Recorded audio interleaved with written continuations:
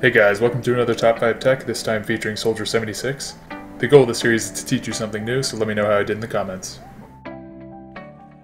Number 1 is that Soldier's Helix Rockets are more than just a surprise finisher. They can give you a slight height boost, and don't forget that he can heal the damage easily, though he is only inflicted with 1/3 of the normal damage of the Helix Rockets at a measly 40. This, in conjunction with his ability to increase his aerial movement speed by sprinting, means that on certain maps Soldier can get into some insane vantage points. Primarily this works on Ilios, where one of the maps has a lot of ledges that are slightly higher than a normal jump. There are many possibilities, but two that are really good are this one, and he can rocket jump onto this ledge, climb up and around to this structure, and fire from behind this tree. There are definitely more possibilities with his enhanced mobility, but I'll leave that up to you guys.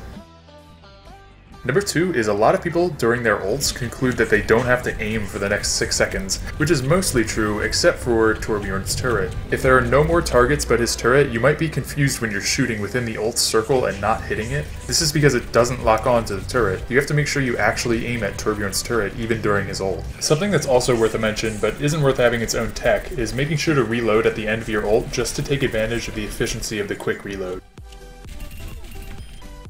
Number 3, and this one is more of a well-circulated tech, but it's still worth mentioning, is as Soldier 76, go into your controls menu and turn on allied health bars.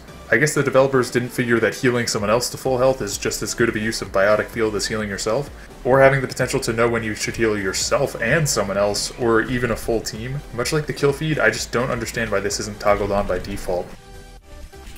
Number 4 is, when you're at mid to long range as Soldier 76, which should be most of the time, I highly recommend bursting 3 shots at a time. This allows for pinpoint accurate shooting, and the bonus shots landed due to this will certainly make up for the DPS lost by pausing for a split second. Number 5 is, you may have noticed that Soldier's alternative fire, the rocket, is primarily useful at close to mid-range and rarely long range. You'd be surprised to know that this might be because you're using it wrong at long range. Chances are you combined firing the rocket with some primary shots either before or afterwards, alerting your victim that they're under attack and allowing them to move out of the way of the slow rockets. What you should do if you see an unaware Widow or Hanzo is fire the rocket and wait for it to land without anything else, allowing them no awareness to dodge the massive 120 damage, and after this pick away the rest of their health with your hyper-accurate burst firing. Alright guys, well that was my list. I hope you learned something.